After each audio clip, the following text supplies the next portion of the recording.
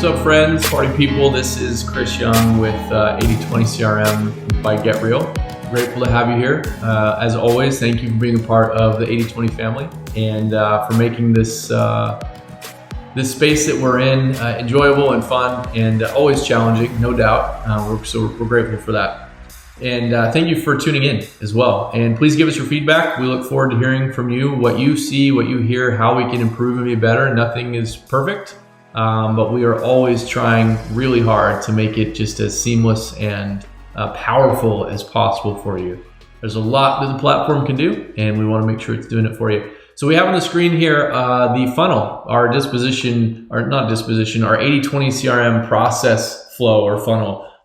We talked about it a little in some of the last videos too, but I just want to start with a run through of how the data flows. It may be redundant for you. I'm sure you're like, yeah, no, duh, I know this. But still, it's always useful to just, here's the flow, here's how it compares in the CRM to your funnel, to your actual day-to-day workflow. So first, this is available in our resource center, and there's a few buttons. If I click somewhere, you'll see a few of the buttons available. Let me just collapse this one. So from the home screen here with all my funnel collapsed, you can click this about this and it's going to give you some information and definitions. You also have the how-to, just kind of tell you a little bit about how to work through things. Starting with your homeowners and then all of it may not be homeowners actually. We can handle, commercial as well and residential, and it may be retail and could be agents or other people. So maybe there should be property owners and agents. But you've got data coming in from your lead sources. You've got SMS, digital advertising, or billboards and traditional advertisements, cold calling, direct mail, PPC, PPL, lots of sources that leads come in. They come into the lead object where they are qualified, right? So they're marketing qualified coming in because someone said, hey, I'm interested, tell me more about what you can offer me on my property. If you can give me $10 million and we'll go, that kind of thing sometimes. But here I've got the process flow for lead managers and inside sales agents. We're just going to kind of gloss through that. They've got the qualification process and the lead intake form, which allows them to capture that information. Once it is qualified and they can schedule an appointment, it converts to an opportunity. So now it's a net lead, sales qualified. Now it moves to the acquisition agent, or in the case of retail, it's going to move to a real estate agent, a realtor. So we probably need to update that. And this goes through the acquisition form or the retail form for retail work. And this has the appointment flow, right? As we go on an appointment, does it need rescheduled? Did we make an offer? Do we need further follow-up? What kind of happening, goings on are there? And then the acquisition form lets them work through the underwriting process, the property condition, setting the team, the dispo agent, transaction coordinator. It also goes through the offer and contract process. Once they get it under contract, this is where it all kind of starts to kick into gear for you as a transaction coordinator. So once that opportunity is under contract, the transaction will go to under contract stage or similar, depending on what you've called it. And that also will notify any disposition agents on the team and transaction coordinators on the team, the opportunity team that have been added, and let them know, hey, it's time to go. It's go time. And disposition agent will start working to confirm the underwriting, confirm the disposition or type or exit strategy. Does it need improving, or are we going straight to a wholesale? They'll work through the prepare for portal form, which is the marketing content and collateral, getting it to Marketing Cloud, getting it pushed to the disposition portal, those sorts of things. So that is in the disposition form here in the property transaction object or on. That's for the dispo agent. And then there is the next step, which truthfully, you and I both know that this transaction coordination piece really happens in parallel with the contracts piece. As soon as you get an acquisition contract, we're working with title and attorneys, and we're kind of moving through that funnel along with or in parallel to the disposition agent. So it's not a true funnel, but we didn't really want to put a stage next to it per se. So it flows. So this is the transaction coordinator working on closings. And this is going to be, let me just zoom in here a little bit further. This is going to be a little blurry, I apologize. But you've got a transaction coordinator TC form. So as soon as we come into closing, we've got, title and earnest money, collecting docs and collecting earnest money, and kind of that process. And then we have inspections and disclosures. Do we need to schedule them? Inspections, we need to send out or receive disclosures. Of course, all along the way, is it closed, lost? Did the contract get rescinded, get canceled for whatever reason along the way? Then we have, is it cleared to close? Or do we need to resolve issues? And then did we close, and did we capture financials? And then we mark it, close one and move through the funnel that way. So that's a high level overview of the TC form. Now let's go ahead and get into it. Let me just scroll back out here. And I'm going to jump into the opportunity, in fact, to start us off, because it really starts with the acquisition or the retail offer, purchase or sale offer, or depending on what we're doing for our client. But on the acquisition side, ideally, the acquisition agent captured a pretty good amount of information, right? Who the acquisition company or entity is, who's signing, who's the original seller, original property owner. Do we have a title agent already specified in the contract? Do we have some underwriting performed? Do we have offer amount and expected closing date, earnest money? All those basics, right, that you would hope to have to kick this off with title. And it looks like we do here. They marked it accepted. We can always toggle on those fields that are relevant or important on the acquisition. They marked it accepted. It went under contract. We've kind of moved this one forward, but it went under contract on the transaction. And let's go ahead and hop to that transaction. The disposition agent ideally is also started performing their work and getting a sale contract together to sell to an investor or buyer. Maybe it's going retail and listing on market, whatever the case may be. They've hopefully started putting some information. Now, when it gets to you as a transaction coordinator, you may not have the disposition signed yet, right? Because you and Dispo got it about the same time. You got it at the same time, and now you're working right away the title and attorney work and getting that kicked off. So from a high level, we can see the transaction is in under contract stage. You and or the disposition agent may move it. So, hey, this one's a flip. It needs improvement. We're kicking off the project. We've got the scope of work. We've got financing in place, et cetera, et cetera. So we're going to move this at a high level to improving so management knows where it's at. Or maybe it's a wholesale and the dispo agent already put together the prepare for portal because it doesn't take very long. They've put some photos together and some marketing collateral and boom, they're already out marketing. Fantastic. It's marketing, it's got a disposition buyer, and let's just show we've got some key fields here, right? So if it's in marketing, we should have a heading and a list price and listing status, and then ideally we have a disposition offer back. And then it's marketed, we have a disposition offer, we've got a buyer in line, and now it's in closing, right? Full closing, the acquisition and disposition side. Maybe the acquisition already closed and we're just waiting for the disposition side to close. Ideally, this closing really is signifying the disposition side, like we're about to generate revenue.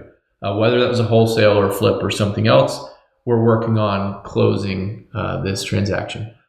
The transaction doesn't have to be in closing for you to work through the closing process. This is really an indicator that, hey, we're getting to the tail end of this. Our cash conversion cycle is coming to an end, hopefully soon. But in that closing, we want to know who is the TC working it, what's your status, which we'll cover in a second. Do we have a sale amount, a dispo amount? Do we have an expected disposition closing date? May or may not be the same as the acquisition closing date. And do we have an end buyer? Who's buying this? Could be on or off market purchase. All right, so the next thing we have here in the middle that we're going to focus on is our timeline, which we actually pull in notes and events and different items from the opportunity as well. So you don't have to bounce back to the opportunity. You can see your timeline view and notes and phone calls and whatnot from both the opportunity and the transaction in one spot. We can see here that the Dispo agent must have had an offer come in from the portal, or at least not an offer, but in this case, someone said they're interested, because you can see they've got a task assigned to them to call or follow up with that buyer. And then we've also got, it looks like, some assignments or tasks tied to an action plan that are assigned to the transaction coordinator in this case. And you would see those for yourself in your task list. You'd also see them here and be able to work those. If I hover over this action plan guy right there, it's going to show me the status of that action plan. There's 12 tasks, 0 are completed. This is the first one, confirm the deal type and contract review. All right, so making sure we know, hey, it looks like it's a wholesale in this case. We can see that there. And I also need to review the contract. Do I have all the terms, the details? Am I missing things that I need to go back to acquisition or disposition on? In this case, it would be acquisition, right? Because we're just getting it kicked off. If I want to go to that action plan, I can open it. I can click that icon and it will show me the action plan tasks or details here. All right, so I can see those tasks and kind of what's happening on them, what the events or tasks that are going to be assigned to me are. And I may change that actually now that I just showed it, so that you don't have to hit cancel to go out of edit mode. I may go ahead and just push it straight to this view mode, and you can see it from there. All right, so let's go back to the transaction. I can also just complete that task. Like, hey, yeah, we reviewed the deal. I reviewed the contract. We're good. Boom, check, done. You'll see additional tasks get assigned typically, right? Once I'm done with that, okay, submit docs or little letter of intent to title attorney to kick off the title process. And you can see some notes on this guy. If there was a checklist, oh, shoot, I need to fix that. If there was a checklist with this that's like, hey, submit docs, and here's a checklist of those docs, you will also see a little checklist. Let me just see if I can add one here. That's an example. You will also see a little checklist icon. I don't want that one. Let's grab this one. I mean, they're all the same. Oh, this is transaction coordination. Save that. And refresh. There we go. So here's my action plan and the status, 1 of 12 done. Here's my checklist. And this one I can click and it will actually pop up right here, which is really nice. And I can just mark that complete when I'm done with that specific checklist item. So it gives me some layers, if you will, to my tasking. I've got the direct task assigned, tied to an action plan, and then I have a checklist within that task that lets me identify what I need to do. So pretty powerful, really, in what it can do there. And it's just quick access to it. All right, so that's my timeline. I can, of course, use my activity composer for scheduling events, maybe a closing. Maybe we need to schedule a closing or maybe a walkthrough or inspection or whatever. I've got that. I can add notes. I can see any files that have been attached here, so I can see photos, but also if contracts and docs have written through DocuSign, I'll see those here. Or if I need to drop I took a screenshot of one or a photo of one, I can drop those in. Or maybe my acquisition or disposition team took a photo of when acquisitions had pen and paper at the table with the seller, got it signed, took a photo and dropped it in here. Good place to keep track of your contracts and documents right there. If I need a summary, I didn't show this. I got a couple of options. I can use the chat right here with Rain and say, hey, tell me about this record. This chat is context aware. Or I can just grab a summary from here, boom, and it's going to pull in a summary for this transaction. It gives me high-level details pretty quickly on what's going on with this transaction. All right, so that's the timeline and kind of getting myself oriented with the deal, understanding what tasks might be open and assigned to me.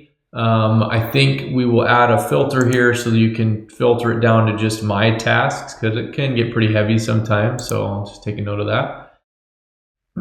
The next piece is jumping into the transaction form, right? So this is where most of the work between the transaction form and the offer record itself is where most of the transaction work will happen. And the financials, I guess. I should clarify that too. So let's go ahead and look at the transaction form and what we've got here. So this guy is going to keep track of the team and status first, right? This first section right here. So who is the acquisition agent on the deal, the primary, the disposition primary dispo agent, and then who's the primary TC on it as well. And then I can see each of their statuses, right? So acquisitions, maybe they haven't updated theirs, but they could also say, hey, it's, let's go and update that one. Let's say sent to dispo as an example. Disposition status marketing, that could still be totally relevant. And then I have my own status right here. This is important because for me, sure, the deal may be in marketing or improving or closing or whatever, but that is way too high level for what I need as a transaction coordinator. So I have my own very specific statuses that I can throw on and put that into a Kanban view so I can see, hey, this one has got title issues that I'm working. This one is ready for in closing. This one I need to notify all the parties, that title was approved, etc. You can 100% customize these to your specific business process. No problem. Do keep in mind that they are tied to the exit strategy or the disposition type. So if it's a wholesale, I'm going to have different statuses here than a wholesale or a novation or a gator or, depending on what strategy you're implementing there for it. So just keep those in mind. Always worth cleaning those up, making them your statuses and to follow the process you use. All right, so the next thing is, and let's go ahead and say we're working on the purchase docs. That means I'm confirming the documents, gathering them together, making sure I have what I need to get it to title and attorney. Property condition. So we're mainly just showing what the current rehab level and scope of work is so that I can copy paste those, grab them, send them to a lender as a scope of work doc to get approved for financing, or whatever you might need for that. The next one is financials and estimates. This will show you, hey, what calculator did the team use last? What's the expected deal type? In this case, a wholesale. What was the ARV that the team came up with? Estimated rent. Is it a double close, right? So it's a wholesale, but we're having to close the wholesale side and then dispo it again. So there's some costs associated with that and time, of course. And then what the max allowable offer was that came up in the underwriting, the suggested sale price. Really just informational. Right? There should be nothing most of the time a TC needs to do with any of this. Next is the dispo amount. So what was the amount we contracted for, the acquisition amount. You'll notice this reads a little bit like a P&L. That's on purpose, right? So my revenue, my cost of goods, my additional cost of goods here, which is, you got my total estimated cost there, right? So if I'm wholetailing it, what are my additional, and it's a double close, what are my additional costs for closing and holding and rehab, the wholesale side of it. Right, so I've got my cost, and then I've got my estimated gross profit, of course, which is going to be my revenue minus my cost of goods, gives me my gross profit number, and I can see my margin, and if I've got rental, what my cap rate is. And then if I have commissions here, including retail commissions, meaning if I'm listing this on market, which we did say we are, I've got what are my retail commissions and as well as lead manager, and if I've got a deal desk or underwriter that's earning commissions, acquisition agent commissions, dispo, and then me as a TC. These commissions can be a percentage. You'll notice 2, 3, 3, those are percentages. Or it could be like, hey, our lead managers get $50 for every deal that closes or for everything that goes under contract. You can, anything over a certain amount, you'll see in the information bubble. Typically it's 25 or 50. Depending on the type of commission, it will add a whole value there, which is nice. Okay. And then I've got my estimated operating profit, which I'm seeing in this case for some reason is not calculating. So I'll have to come back and check that out. That should be my gross profit minus my commissions, minus any referral fees, if there are referral fees included in this deal. Okay, so we track that also. All right, so that's gives you some access to the numbers. Great gut check or sanity check. Like, hey, is my estimated gross profit negative? Is that right? What's going on?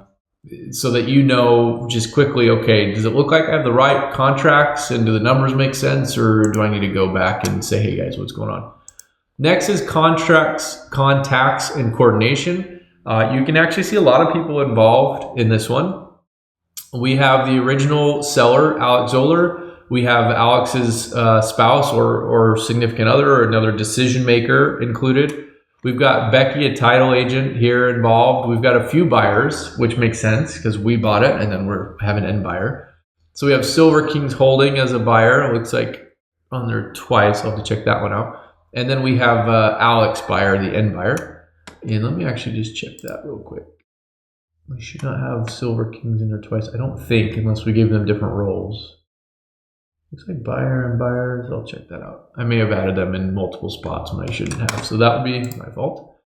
And then we've got the listing agent on the dispo side, it looks like, and the selling agent. Now, keep in mind, if we bought this on market, you could have 2 listing agents and 2 selling agents. So we bought on the MLS and then we resold on the MLS. That could be the case. But we're just trying to keep track of all those significant players, their email, mobile number. Don't mind this. That's just because of a lot of testing. They would have their own email address. We were just sending some things. I can review the docs from there. Those docs is really going to take me to the same place as this files tab. It's going to pretty much do the same thing. So if you don't want to kind of move out of this screen into another one, you don't need to worry about it. You can use that, but you can also look at them from there. And then schedule is going to let me schedule an inspection or a closing or signing or whatever. That's actually pretty much the same as this guy too. It's got some pre-filled information, but you can always just use it from here as well. The next section is contracts and closings. So contracts and closings is where I will now really start. It's where the rubber meets the road really for a transaction coordinator. Like most of this is informational except for my status.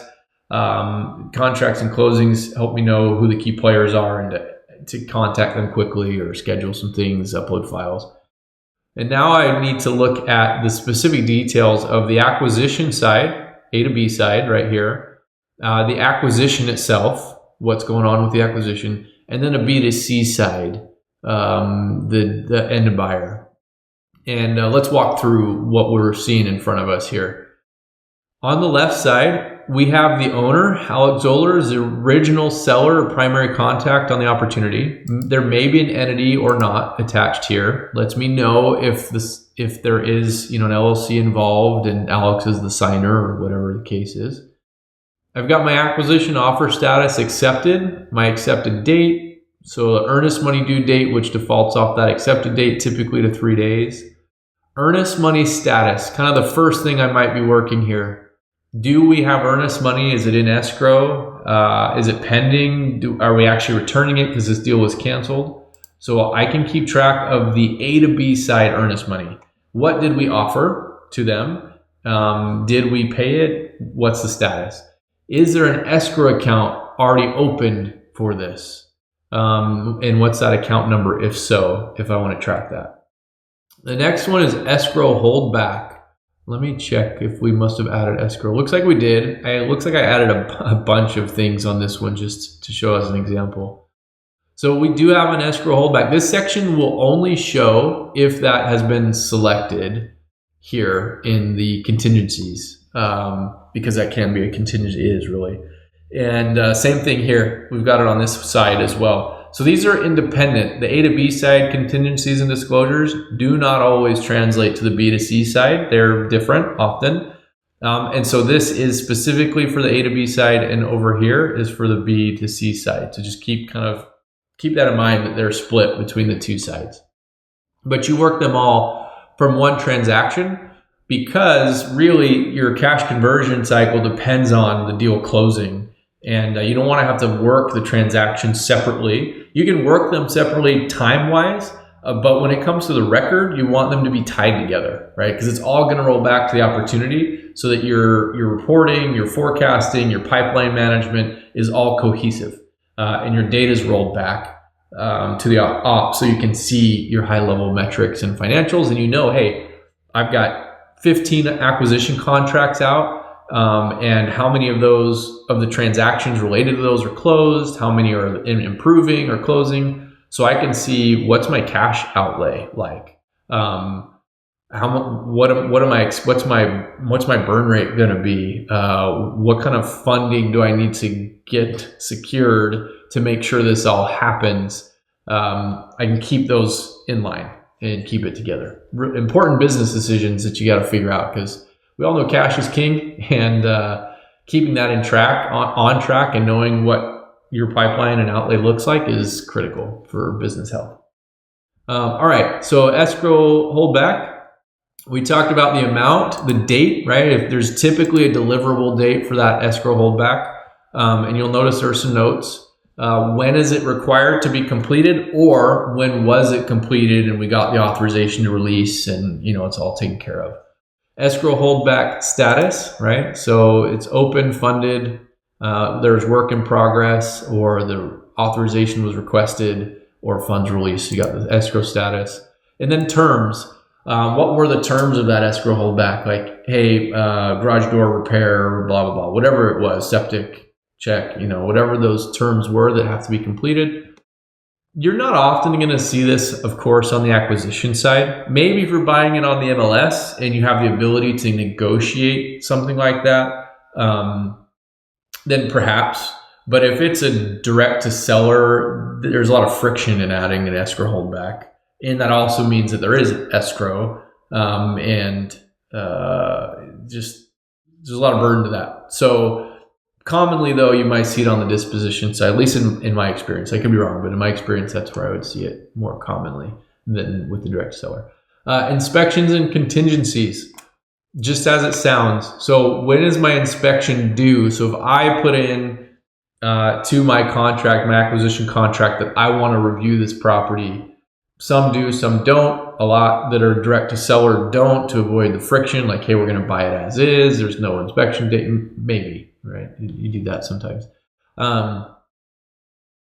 Then you've got that. When is that due? That's coming from the offer. It's looking at what were the inspection days on the contract and when was that contract finally accepted. It's going to calculate then when your inspection due date is.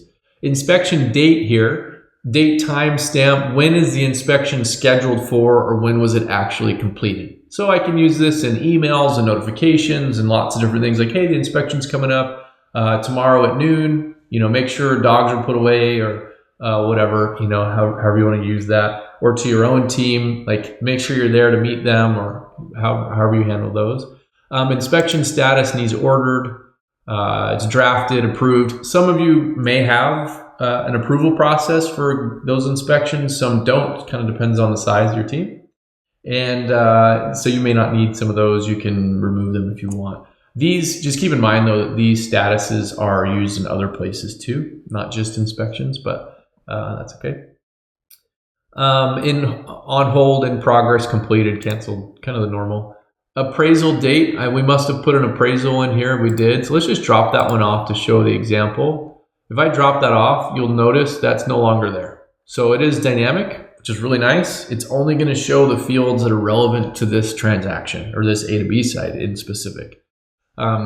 It does mean someone needs to kind of identify which ones are there, but as a transaction coordinator, you know what you need. You've done this a million times. You're like, dude, in your sleep. So you know exactly what contingencies are involved when you review the contract. You know exactly which disclosures you're going to need or have used in the past. So it should be all good. And my computer is telling me I'm out of memory, so that's cool. Let me close a few things. Okay. All right. So we've got in this one, inspection date. This is the date time of that inspection. Then we've got the septic inspection and well inspection, right? If those are separate, which a lot of locations, if you've got septic and well, you've also got separate inspections for those. So we've got those separated out. And you can look at the list. There's a lot of other items available. Disclosures, in this case, we listed it on market. So the agency agreement, we've got to make sure we have that agency agreement papered so that we're compliant, especially if you're working in an NAR MLS, especially lately. Been a bit going on there on many sides of that world. So you want to stay in compliance. You don't want any suits coming after you or issues with that. So making sure you have, whether it was, a touring agreement for showings, if that's the scenario here, which this one wouldn't be, but if you've got a listing agreement with your listing agent or an exclusive rights to sell, you need to have those. So always good to know the status. Affiliated business, most of you have some sort of real estate brokerage or affiliated business along with the transaction, a title company or whatever it is. And so disclosing that there is some affiliated business involvement there is always important. There are others. I'm not going to go through them all. There's a bunch, but you're familiar with those. So next, walkthrough and closing. So the final walkthrough date, when do we have scheduled? This is usually part of the contract or at least part of the closing terms once you get title approved. And if you're going to do a walkthrough, maybe your contractor is going to do a walkthrough, then what is that scheduled date? Again, you can use that for notifications and automations to let people know what's happening and what's going on so you can streamline a lot of your business. The actual close date. So we have a closing date right here, and that's the accepted date. I think it's down here actually, I'm sorry. We have an acquisition closing date that was papered, right? That was the close of escrow put on the contract. Doesn't mean it's actually when it closed. Right? So that way we can see the difference between when it was papered and when it actually happened. Could be before or after the expected date. Signing date time. Similar, you could have the seller sign 3 days ahead of time, and you guys, the acquiring entity signs at title the day of closing. Pretty common to have different signing date time than the actual close date. This one is, again, you can use it for automations and different things. You can use it for your signing or the seller's side signing, so that you can kind of follow up with title. And then the cancel date, if it was canceled, now if you have a cancel date, ideally you change this to canceled either there or here, either one. Let's go ahead and canceled. And that another field will populate when we save that, but I'm going to get rid of that. And then it'll ask for a canceled reason, right? Why did we cancel this? So that's if it was canceled, lets you track the date and the reason why. So you know what happened on that. Moving down, sorry, it's taking a little while. Transaction coordinators do a lot. You're very busy. You have a lot of tasks that you do. So kudos to you for getting those all done and keeping on top of them because it's a lot. So it's a lot of detail to go through. The contracts are at the bottom. So this is what was papered, right? So we've got the offer record, the status. We've got the amount. If there were price reductions, maybe an addenda or other process that went through, we had a $5,000 reduction on this one. The acquisition closing date, the earnest money that was contracted, financing type that we established, inspection due date, title agent, etc. Contract terms, you can see if there are other terms there, and then contingencies and disclosures. If I need to do more with this offer, I can click into it and open it, and I can see a whole slew of other items. And so we will go through that in just a minute. All right, the next section is our acquiring entity or the acquisition piece. We have the entity and signer that are going to purchase this property, at least on paper, if it's wholesale, but actually take it down otherwise. If it's a double close, you'll notice some of these fields we have in a couple of places just for ease. Like you don't want to have to go back and look. It just makes it a little easier to change it, and you'll see some fields change with that. This one actually disappeared because we have it as a wholesale, which naturally is a double close. And so it was checked before because it was a wholesale. And so it stayed there available so you could see it, but it's fine that it's off. All right. This one, we can also say if we're listing it on market or not, so that we can display these retail agent fields. Also, utilities section. This is so that you know if they've been transferred out or not. This is a whole in or out. This is a whole tail. So we've got to make sure we get utilities transferred into our name for the work to be done. That's at the acquisition closing. And we need to know which utilities they are. We, from a very basic start, put in private, municipal, or on-site, right? So if you think about that, it's either a private company provider like a local water company that's non-municipal owned, or like a franchise or a shared well, even on HOA would be a little private entity. Then you also have a municipal, which is if you're in any sort of city or even county that's provided by a municipal service. That's common, Queen Creek Water or Chicago or whatever. And then you will have your on-site. So are they running on, in this case, solar or generator instead of any sort of private or municipal electric? Same thing for gas, wastewater, and water. I've got a well, I've got septic. You can always change those. You can create a list of your own providers that you work with, your utility companies. The other option is, which we've discussed and may do, is turning these into account lookups.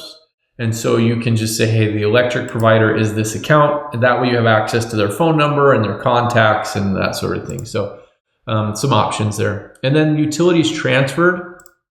This is the date. There are automations that fire. So I guess I'll go back a little. There are several automations that run on this. When the offer is accepted, 3 days before inspection period, the day of inspection, days before closing, 3 days before closing, and the day of closing, there's going to be different notifications that send just to keep you up to date with what's going on.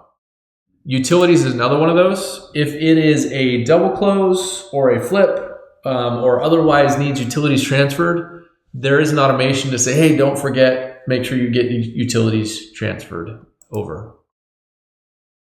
All right, and then we already covered kind of the retail side. If you remember, we were on the financials and estimates, and it says, hey, including retail.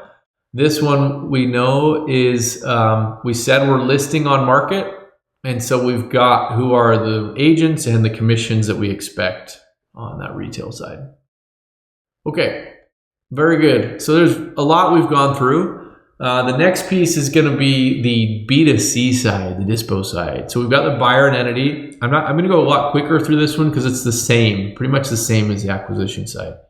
I've got my offer status, earnest money due date, earnest money status. Let's go ahead and say, hey, this earnest money is in escrow. Great. This earnest money coming from the buyer to us, let's say, is pending, right? We've requested it, or they've said it's on its way. I've got escrow holdback information on the disposition side, right? Can be separate from the acquisition side. I've got inspections and contingencies also on the disposition side.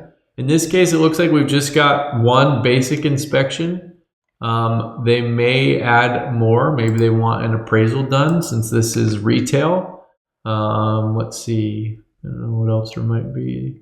Septic, title, and survey. Just depends on what we've got going on in there.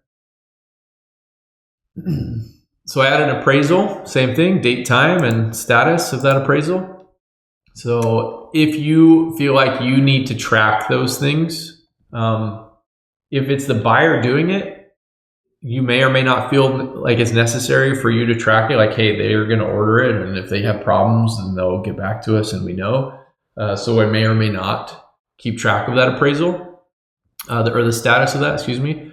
Next is disclosures and docs. PSA, purchase and sale agreement, or wholesale doc, right? Because your wholesale agreements usually are your own in-house docs. PSAs on market are usually more of a Department of Real Estate provided by the state, or an MLS doc, or real estate organization doc. And so we always need those, right? That's pretty much always required. We need the purchase and sale agreement there. In this case, a lead-based paint, which we added a minute ago. And so we can say, hey, yep, we've got it received.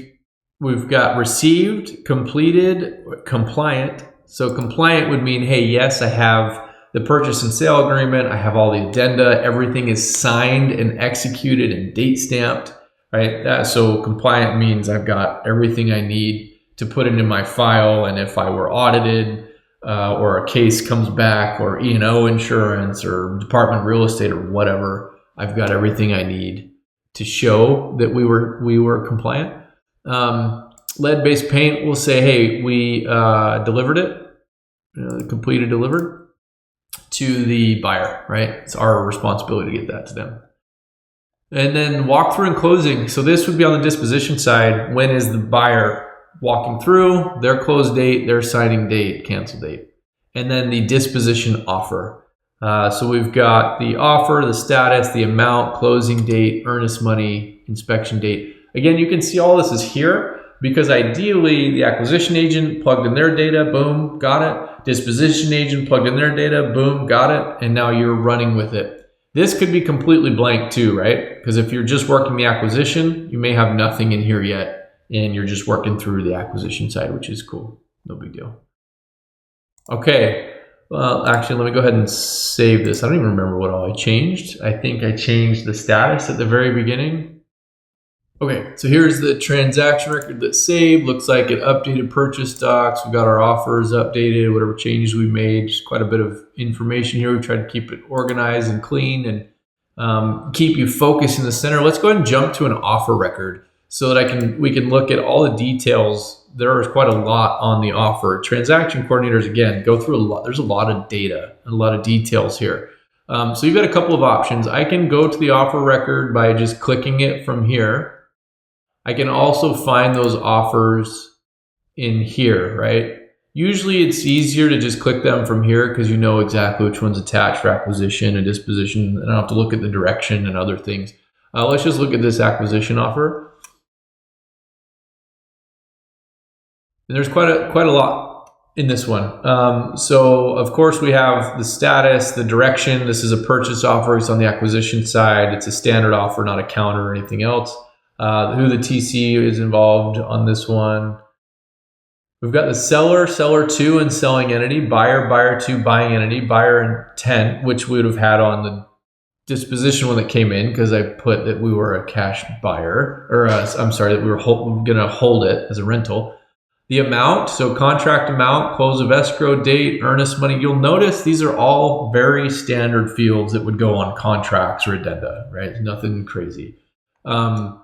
Financing type, is it cash? Is it traditional? What is that? If there's a due diligence fee involved, if you're in Texas or other states that have due diligence fees and periods. The title agent or attorney, right? This may be going through a title agent in title state, or it may be going through an attorney in attorney states. The expiration, and then the amount text. We've got an automation that runs to create. Looks like this one probably needs a little bit of tweaking. 800, 0,000. That's funny. It has. We'll look at that. But it is fairly complex and it does it really well for merging into contracts, right? That way your team or agent doesn't have to go through and type that out. Contract terms, additional property items, excluded property items, address, parcel number, legal description. A lot of this comes over automatically from the property when you retrieve the county record data, which is really nice. But it's all here so that you can merge it into contracts and templates that you need. Negotiation and finances. Did we have price reductions? What's the final amount? Did we add, are there seller concessions negotiated?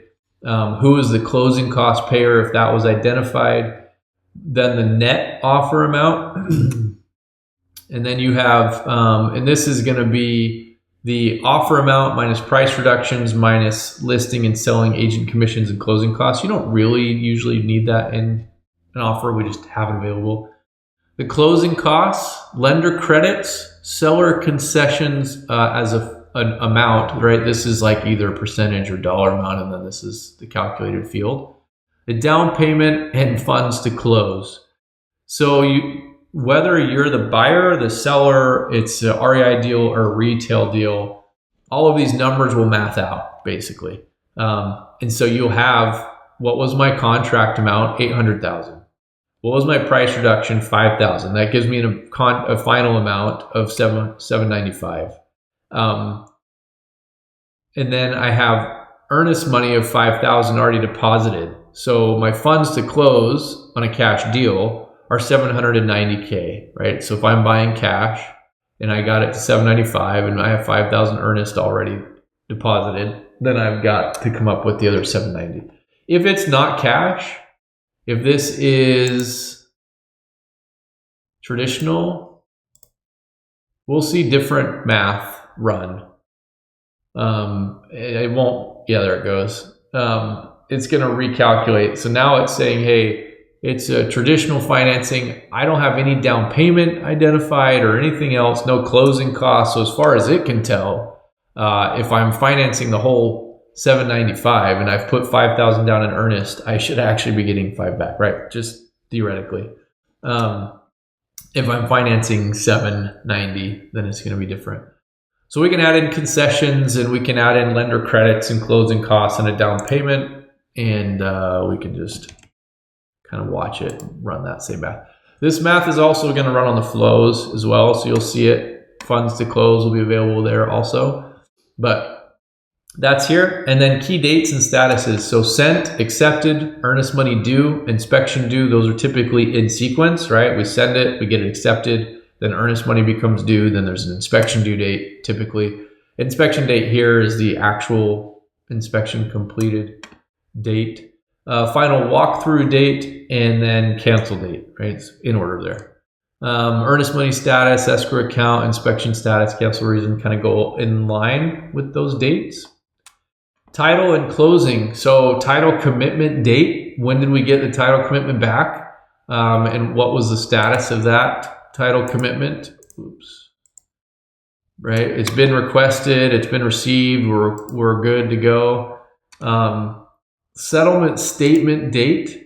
So when did we get the settlement statement from, or the HUD from title? And then when's the signing date time and the actual close date? So we've kind of got our title and closing work here. And then is it remote closing or, in person? Escrow holdback section. If we have escrow holdback, what was the amount? What's the status, the date, the terms? Our contingencies and disclosures, right? We can see basically the same ones that we had in that middle section. We've got now all of them here. We just show them all. And you've got the date and status for a bunch of them. Special features, probate, trust owned. Listing information. Do we have a listing agent and broker and commissions tied to this offer? Who's the title company? Their email, their address, is there a paralegal? Again, this is really useful for merging over because often in your contracts in DocuSign, you've got the title agent, the company name, which is title agency or law firm, and then you've got the agent name and the agent email and phone. So that's available. Lender, same, got lender information if you need it. And then these seller name and buyer name, those are just formulas. Those look at, hey, do we have an entity? Then it needs to be the entity name. So that when I put on the contract, the seller, legal seller, is actually the entity name, even though the signer is going to be the person. Same thing with a buyer. This one, we've got a buyer entity. We have a person seller. So it's under Alex Zoller as a seller, but it's under the acquisition entity. Again, so that it merges over to DocuSign. On the right here, we don't have it currently, but you would have DocuSign, which show the envelope status and the envelopes that have been sent. All the files attached will show up. I need to actually add that here. All the files attached will show up there. And then if I want to send from a template, I can drop that and send a quick template from this offer. So the offer object is really great. It's really nice to just consolidate your addenda information and your offer information and be able to send those templates and then track them with DocuSign. And I apologize. I should pull up an example that has DocuSign right there. Or if you're using another like Dropbox Sign or something else, then that can be there too. All right, so that is the offer record and all of the information available on the offer, and form submissions, prosecutors, files too in here. So offer history, if you want to see the changes that have been made, the files that have been attached. This is really nice if you need to do an audit on an offer. Files, notes, if it's related to prospects that submitted the offer, and then if it's related to a form submission that came in from the portal. Let's go back. Let's go ahead and go back to the transaction, and let's look at the financials. Okay, so I know this is lengthy. Hang in there. You're doing great. There's again a lot the transaction coordinator does. So once we feel good about this transaction, we've got the acquisition side handled and all of the disclosures and contingencies, and we've closed and signed, and same thing on the disposition side, I may want to close out the financials on this. So if I want to finalize these, so here we can see in our financials over here, I've got estimated costs and gross profit and operating profit. And then I've got actuals. My actuals are blank because I haven't said, hey, yeah, I reviewed the settlement statement and we're good. All of these numbers that are here are accurate. They're the real deal. So I may want to update those. Now I have a few things I can, of course, I need my offer amounts to be correct, and my price reductions and anything else like that, my cost, right? I need my total estimated cost to be accurate. Along the way, as the acquisition agent and disposition agent are putting in their numbers, it's creating financial records. It's actually going to create what's called opportunity products. Opportunity products tie a product or a cost back to the opportunity and roll up to that opportunity, so that when I do projections or I look at my pipeline, I can see all my revenues and then all of my costs tied to that opportunity. Could be on one property or could be on a dozen properties. As long as they're tied to that op, it's going to roll them all up, which is really helpful and nice. On this one, I see I've got my disposition amount at 1.3. That matches what we put in for the disposition offer amount, and that updates. Whatever the active offer is on the transaction for the disposition, it's going to sync in that amount to this opportunity product. And then that, again, those roll back to the op. Estimated cost on this specific transaction, we have $115,000 between rehab, holding, closing, etc. Commissions expense, we have $57,000 is slated in commissions between our retail agents, listing and selling agent, as well as our own agents, acquisition agent, disposition agent. If you don't want to track that in here, that's fine. You can track that wherever you'd like. You don't have to use Salesforce for that. But we have some teams that like to have it kind of holistically captured. You'll notice there's no acquisition amount here. That's because that lives on the opportunity. And so we would want to close that out separately from these, but we'll show you that. If I need to add additional products and costs, so maybe I want to add something for inspections or photography or transfer fees or taxes, LLC tax or transfer HOA fees, whatever, any of those products and costs, I can create them in my product book, price book, and so they become available to add. The ones we deliver by default, your estimated cost of goods, just a bucket, right? You may break those out. We just do it as a bucket. You can break them out to whatever you want, especially if you're doing projects. You may have all of your hard costs. You may have your pre-con and your architecture and, whatever, demo and earthworks, and, there's a whole slew of hundreds or thousands of those cost codes. We have estimated costs, property disposition amount, so your revenue, basic revenue item. Property acquisition amount, like the main cost of good really is the acquisition, the asset price. Commissions expense, and it is an expense. We call it expense, not cost, because commissions 9 times out of 10 are an operating expense. They're not a cost of goods, typically. Now, some instances you can do that different, but gross commissions, this is for retail deals typically. If I am a brokerage, I'm interested in my gross commissions. I then split those commissions with my agent, and they get a portion and I get a portion. And then if there's referral fees or anything else, so referral fees is the last one. So the only revenue items here are the disposition amount and gross commissions amount, and then the rest of them are costs. I can add additional ones, and let me just show that. If you need to add additional products and costs, you can go to your products table. And I can click new. Let me just show all of them that are here. I think, do we have our builder trend ones? No, I don't have them imported here. We have the, if you want to add them in, the National Home Builders Association, or National Association of Home Builders, we have all their cost codes that they recommend, kind of cleaned and filtered and grouped and categorized into their suggested buckets or categories that we can import and use also, which is what Buildertrend uses as well, and other tools do. But new product cost, you can say photography, for example, and let's make this active. And that, you can say each session, you know, there's lots of different unit measure that you could use, but just each is fine. That's it. That's all it takes for adding it. The only other thing we have to do is add it to a price book. Now you can have a price book for each location you're in. You can have one for each year, or just one in general. I recommend just keeping one in general unless you really need additional price books, which is fine. Maybe you do for different property types or different locations or markets. But we'll add a standard price. In this one, photography is an expense, right? It's a cost. So we're going to add it there. And the list price, if you know, like, hey, every time we do photos, we spend $350, then start it with that. That's great. If you don't, right, it's going to be variable every time. Just set it to 0, and then the person adding it can always update those expenses. If it's an operating expense, then you can just tick that box. That way it knows to subtract from your gross profits to generate your operating profits. And cost type in this one, you know, you can say labor if you want. It's probably what I would put in here. It's not really professional fee, but we'll just say it's labor cost for them doing the photography. Yeah, let's untick that one. So now photography would be available in my products. So let's go back. I probably could just go to the transaction, but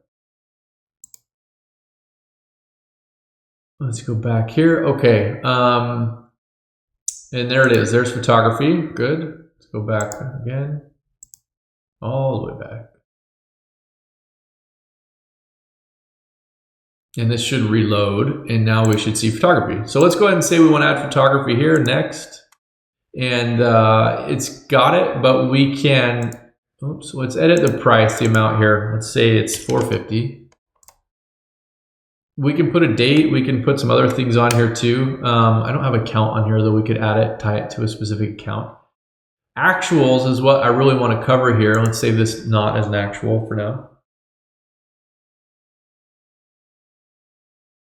And that's going to add it to the transaction and roll it up. I'm in a scratch org, so my flow doesn't automatically roll back, which is kind of annoying, or it doesn't automatically redirect back to my transaction. It will in production though. It's just a scratch org thing. I don't know why they do that, but they do. All right, so in my financials, I should now see, in addition to disposition amount and cost of goods and commissions, I now see photography $450. Okay, so that's just how you can add products, and you can add a slew of them. You can default some to add.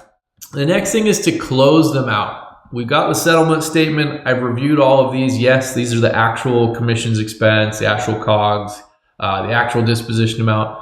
I can close them here, or if I know I'm closing out the whole opportunity, right? If it's one or multiple transactions, and this is the last one to close, and so the whole opportunity can go closed one, let's just go view them all on the opportunity and review them here. It's going to take me to all of my costs. So you'll notice my acquisition amount now shows up at $795. I can just say close all, and that's going to mark them all as actuals. And now my actual numbers are going to update. If I want to, oops, that's not where I want to go. Fine, be that way. Let's just go here, back to the transaction. No, let's go to the opportunity. I'll just jump to it from here. if I wanted to close just one or two of them, I can just do it from the table. Like, hey, yeah, my acquisition amount and my disposition amount I know are good. My other ones are still pending. Maybe some renovation costs haven't finished coming in. I don't have all my invoices. I've still got some subcontractors to pay, whatever. Then you don't have to change all of those. You just go edit products and costs. And you can say, actually, these ones aren't finalized. Photography's, let's leave that one. Let's say my commissions aren't final and my COGS is not actually final. Then it's going to leave it as an estimate. Cool. And here we go. So we'll see some numbers. So actual cost, it only has the 450 because that's the only cost, photography, that we marked as an actual, because we took off our cost of goods and we took off commissions. And so we can see how those numbers change. So our estimated cost is 116. So our estimated profit's 389.88, and operating profit, which is minus commissions, 330. Pretty good. Would be nice. Actual cost, so right now it's just 450. So my current actual gross profit is 495 and operating profit is 437 because I need to check that one. That shouldn't be rolling up my commissions, I don't think yet. Not yet, anyway. So that's how to close the deal out. When those are closed, if you can mark them all as actuals, then mark it as closed and closed one. And that should update all of your transactions as well if that automation is turned on. You can also close when the transaction. If it's the only transaction, it will also close when the opportunity, I believe, is how we have it set up. Thank you for sticking it out. Wow, what a lengthy one. We covered action plans, we covered checklists, we covered the transaction coordination form, the A to B side, the B to C side, we covered financials, we covered adding products and costs. And just as I'm talking, I'm going to jump into action plans again, just to kind of review that a little bit with you. We covered a lot, and you kind of saw how the data flows or flowed. Let's look at the templates. You can import your own action plan templates. That's not where I meant to go. I think I've got one in here. Yes, I do. So you can create your own, any that you want to have. Hey, anytime, for example, the acquisition or the opportunity goes under contract, fire these steps. You can see here's one. It's just a basic one we deployed by default. It's 12 steps. It's got confirm deal type, submit docs, verify earnest money, contact all parties, blah, blah, blah. It's got prerequisites, date triggers, so 5 days before close date or 1 day after close date to make sure closing disbursement happened. How many days to complete that item, who it's assigned to, can be a user from the record, the dispo agent, the TC, etc. And then if there's comments and links and a checklist attached. So really powerful. They're really powerful. We've added a lot to action plans that you can do with them. Okay, so just wanted to make sure we touched on that briefly. So we have covered all of those things. I hope that was helpful. And if you have questions, let us know. And if you have suggestions for improvement, please let us know that as well. We love getting those and just implementing new ideas and streamlining it and making it more powerful and more capable for you. And just always wanting it to, the automation and the platform to do what it can to streamline your role and letting you focus on building relationships and making sure things close the way they should and that sort of thing. There are dashboards as well around transactions. I don't think we covered them, and I don't think I have them on the home page, which is unfortunate. But there are dashboards for TCs also. So always powerful to have those available to you. I'm Chris Young. This is 80/20 CRM by Get Real. You just endured property transaction management training, and I thank you. And I will talk to you soon. Peace and blessings, and thank you for being a part of the 80/20 family. We look forward to learning from you and working with you. Talk soon.